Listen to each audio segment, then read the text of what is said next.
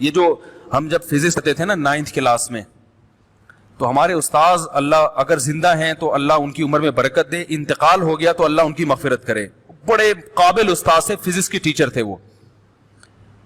بہت کم استاذ ایسے ہوتے ہیں نا اسکولوں میں جو کیا ہوتے ہیں قابل بھی ہوں اور اس کی وجہ سے پڑھا رہے ہو وہ، اور پڑھاتے بھی پابندی کے ساتھ تھے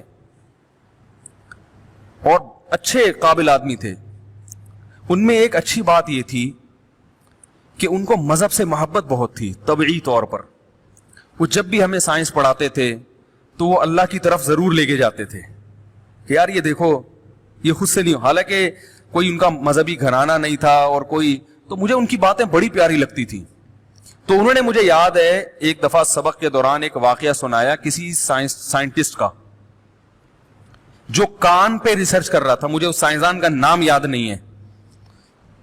انہوں نے بتایا، ظاہر ہے وہ کسی کتاب میں پڑھا ہوگا انہوں نے، اس وقت یہ نیٹ ویٹ تو ہوتا نہیں تھا، تو صحیح اصل کتابوں تک گھس کے لوگ تحقیق کیا کرتے تھے.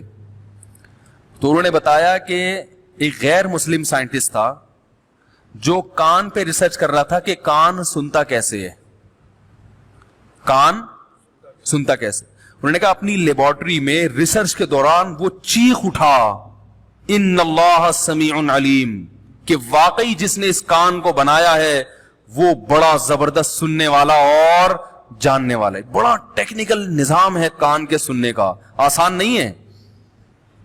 ہم جب بات کرتے ہیں نا ایسے ہماری لہریں یوں یوں یوں یوں کر کے یوں جا رہی ہوتی، کان کے پردے سے ٹکراتی ہیں اور کان کو ان لہروں کے اسٹائل سے پتہ چل جاتا ہے کہ کون سا لفظ اس کی زبان سے نکلا ہے. یہ ساری ریز کا گیم ہے، یہ شعاؤں کا اور لہروں کا گیم ہے.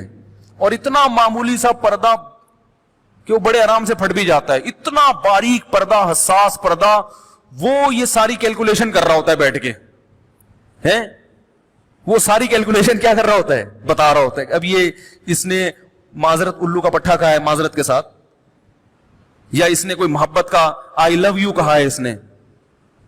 اب ہم جب کہتے ہیں تو یہ ایسے تھوڑی کان میں پہنچ جاتی ہے چیز، یہ تو ایسے ایسے کر کے لہریں جا رہی ہوتی ہیں یوں یوں کر کے، وہ پورا وہ نقشہ بنا کے بتاتے تھے، ایسے ایسے کر کے جا رہی ہوتی ہیں.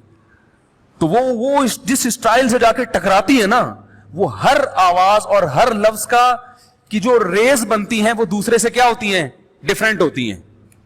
تو وہ یہ مختلف ریز سے فوراً کان پہچان رہا ہوتا ہے، اب کیا بولا اب کیا بولا اب کیا بولا، کتنی جلدی جلدی پہچان کے دماغ کو آرڈر دے رہا ہوتا ہے اور دماغ اس کو پڑھ رہا ہوتا ہے.